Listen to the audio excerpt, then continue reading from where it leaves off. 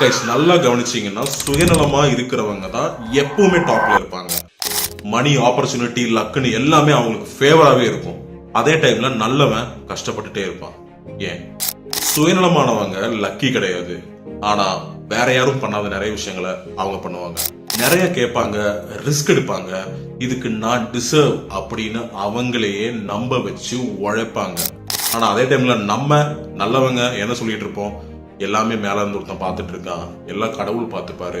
கர்மா is பூமரங்னு கடவுள்கிட்டையும் கர்மா கிட்டையும் பொறுப்பு ஒப்படைச்சிருவோம். ஆனா சுத்தி பாருங்க, எதுக்குமே பயப்படாத ரூத்லெஸ் ஆளுங்க தான் நம்மளை சுத்தியும் வரலாறுலயும் அதிகமான வெற்றிகளை படைச்சு உட்கார்ந்துருக்காங்க. நல்லவங்க நிறைய விஷயம் பண்றதுக்கு ரொம்ப யோசிப்போம், ஓவர் திங்க் பண்ணுவோம், நம்மளை பிடிக்காம போயிருவோம்னு ரொம்ப யோசிப்போம். உங்களுக்கு லைஃப்ல ஜெயிக்கணும்னா சாரி சொல்றதை நிப்பாட்டுங்க. எல்லாருக்கும் நல்லவனா இருக்கிறது விடுங்க. நல்லவங்க வெயிட் பண்ணுவாங்க, ஆனா சுயநலமா இருக்கிறவங்க ஆக்ஷன்ல இறங்குவாங்க. அவ்வளவுதான் வித்தியாசம். நான் உங்களை சுயநலமா இருந்து அடுத்தவங்க கூடிய கெடுக்க சொல்ல, அட்லீஸ்ட் உங்க நல்லதுக்காகவாவது சுயநலமா இருந்து தொலைங்களேன்.